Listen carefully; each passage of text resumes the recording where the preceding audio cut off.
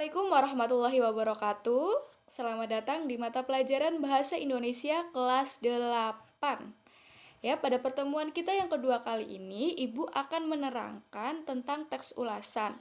Jadi, setelah pertemuan pertama kemarin kalian sudah membaca materi tentang teks ulasan, pada pertemuan kali ini saya akan menjelaskan tentang teks ulasan dan struktur teks ulasan itu seperti apa. Oke, jadi silahkan untuk mempermudah, kalian buka kembali LKS halaman 4 ya, 4 sampai seterusnya. Nanti kita akan bahas sama-sama dan ikuti video ini sampai akhir ya. Silahkan dibuka LKS-nya. Oke, setelah kalian sudah membacanya minggu kemarin, tentu kalian sudah tahu ya bahwa teks ulasan adalah teks yang mengulas tentang karya sastra, karya yang sudah ditampilkan atau dibaca ya. Nah, struktur teks ulasan itu nanti kita akan bahas satu-satu. Struktur teks ulasan adalah strukturnya itu adalah yang ada di dalam teks ulasan, yang harus ada di dalam teks ulasan, bagian-bagiannya. Yang pertama adalah orientasi. Silahkan kalian baca.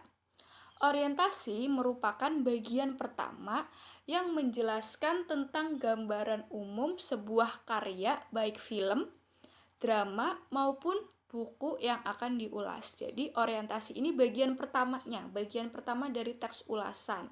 Berisi gambaran umum. Gambaran umum dari, misalnya kalian mau mengulas novel. Nah, yang pertama di teks ulasan itu adalah orientasi. Gambaran umum dari novel yang kalian ulas itu seperti apa? Secara umum saja.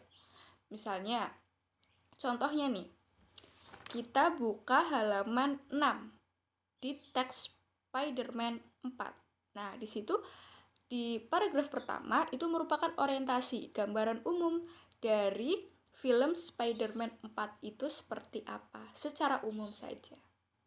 Sekarang kita lanjut ke struktur yang kedua.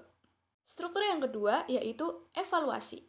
Evaluasi merupakan bagian yang berisi pandangan dari pengulas mengenai hasil karya yang diulas. Ya, jadi di evaluasi ini berupa pendapat dari pengulas, ya. Pendapatnya pengulas, pendapat kamu mengenai karya yang sedang kamu ulas.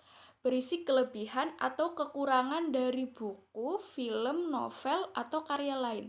Jadi di evaluasi ini, kamu berpendapat di paragraf ini, biasanya mulai dari paragraf kedua, itu berisi pendapat kamu tentang, misalnya kamu sedang mengulas novel.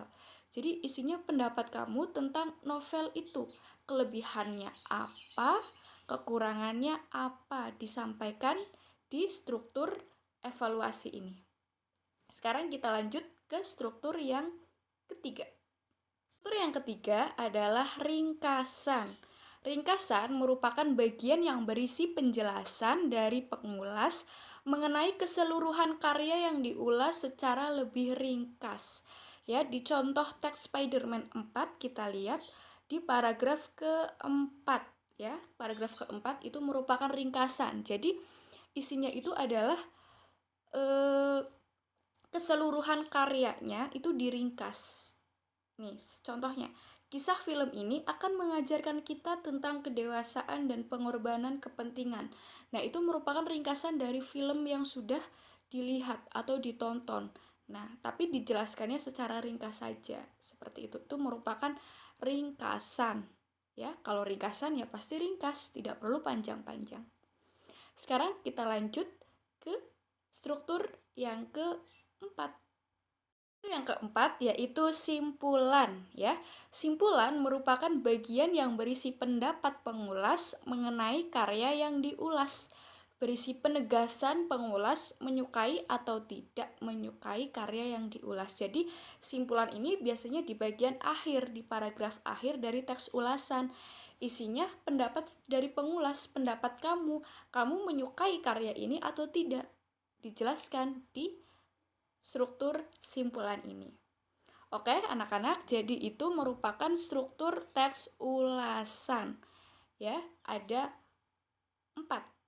Orientasi, evaluasi, ringkasan, dan simpulan. Jadi kalian sudah paham ya struktur teks ulasan itu seperti apa? Kalau kalian sudah paham, saatnya untuk lanjut ke materi selanjutnya dan ikuti instruksi tugas yang selanjutnya.